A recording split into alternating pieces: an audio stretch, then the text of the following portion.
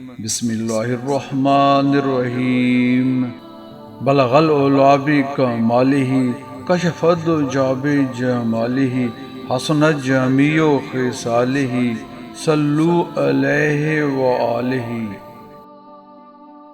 مقالہ نمبر 53، رضائے الہی کا مطالبہ۔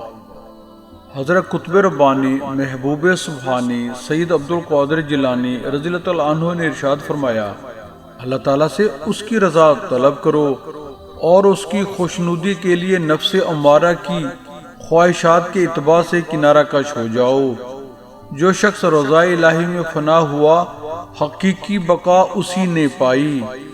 اپنی خواہشات اور اپنے ارادوں کو رضائے الہی کے تابع کرنا ہی دنیا میں راحت کبریٰ اور جنت عالیہ ہے، اور یہی قرب الہی پانے کا سب سے پہلا اور بہتر ذریعہ ہے۔ پھر جو شخص اللہ تعالیٰ کی رضا میں فنا ہوا اور اپنی خواہشات اس کے اوامر کی تعمیل کے لیے چھوڑ دیں، اس پر دنیا اور عقبہ میں ہر قسم کا عذاب حرام ہو گیا۔ سبحان اللہ۔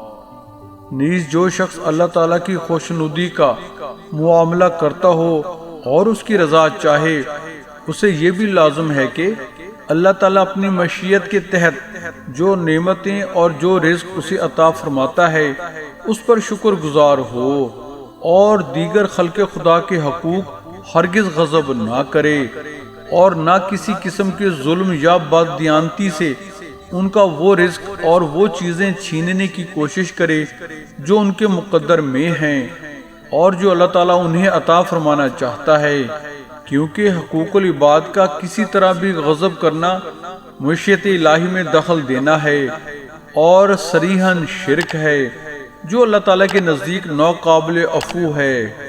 اللہ تعالیٰ نے فرمایا، ایک دوسرے کے اموال و املاک اور جائیداد کو باطل ذرائع سے غصب مت کرو۔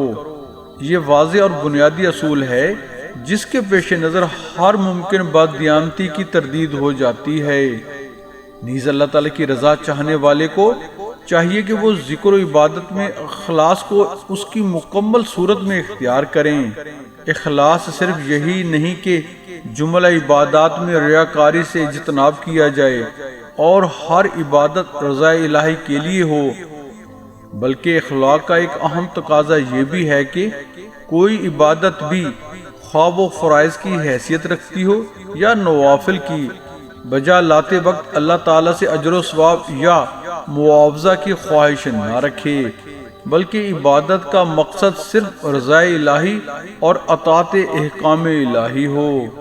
سبحان اللہ۔ جن اولیاء اللہ اور اولیاء و صوفیاء نے توحید کی حقیقت و ماہیت کو پا لیا ہے، وہ ہر ایسی عبادت کو شرک سمجھتے ہیں جو اللہ تعالیٰ سے معاوضہ اور اجر کی نیت کے ساتھ بجا لائی جائے۔ ذکر و عبادت اور اتباع احکام کے لیے اجر و ثواب عطا فرمانا اللہ تعالیٰ کے لطف و کرم اور بذل و عطا کا تقاضا ہے۔ ہمیں ایسی نیت نہیں کرنی چاہیے، ورنہ توحید کی نفی ہوگی۔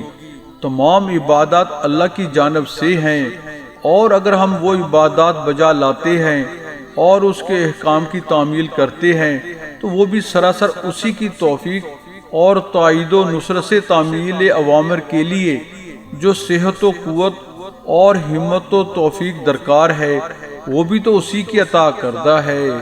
سبحان اللہ۔ بس عبادات کے لیے اجر و جزا طلب کرنے سے بہتر یہ ہے کہ بندہ زیادہ سے زیادہ حمد و شکر بجا لائے تاکہ اللہ تعالیٰ کی جانب سے نعمتوں میں اضافہ ہو اور دنیا اور عقبہ میں سعادت و برکت کا موجب ہوں۔ بس اگر تو رضا الہی کا خواستگار ہے اور اللہ تعالیٰ کا مغضوب و معتوب نہیں ہونا چاہتا تو لوگوں کے قدرتی حقوق کو کسی بھی ذریعے سے غصب مت کر، کیونکہ جو لوگ اللہ تعالیٰ کے دیے رزق پر شکر گزار نہ ہوتے ہوئے دوسروں کے حقوق ظلم و تعدی سے غصب کرتے ہیں وہ دونوں جہاں میں ذلت و خسارہ پانے والے ہیں۔ نیز ایسے غاصب لوگوں کی وہ تمام نیکیاں جو انہوں نے کی ہوں گی بالکل ضائع کر دی جائیں گی۔ یہ بدترین مخلوق ہیں اور حسب کلام اللہ انہی کو ظالم و جاہل قرار دیا گیا ہے۔ استغفر اللہ۔ جو عقل و بصیرت سے بالکل عاری ہیں، اگر وہ اللہ تعالیٰ کی عطا کردہ نعمتوں پر رضا مند رہے، اس کا شکر بجا لائے اور دیگر خلق خدا کے حقوق ناجائز طور پر غصب نہ کرے، تو یقیناً حسب آیا شریفہ ان کے رزق میں بہت اضافہ کیا جاتا اور ان کی مرادیں قبول کی جاتی۔ اللہ تعالیٰ ہمیں اور تمہیں ان لوگوں میں سے کر دے جنہوں نے ذکر و اطاعت سے رضائے الہی کا مطالبہ کیا، اللہ تعالیٰ کی عطا کردہ رزق پر شکر گزار ہوئے اور حسب شریعت اپنے حفظ حال کے لیے اللہ کی توفیق و نصرت کے خواستگار ہوئے۔ سبحان اللہ۔ Please just a minute, please subscribe my YouTube channel Islam TV by Waheed ji and comment, like and share our videos in your friends. Thanks for this kind favor. کجائی شام محیو دین کجائی چرا در مردم چشمم نیائی تو مخمور شراب کبریائی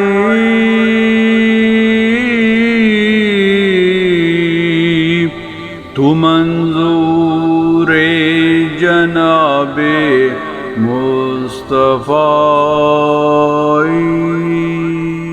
آپ کہاں ہو اے شاہ محی الدین رضی اللہ عنہ، آپ کہاں ہو؟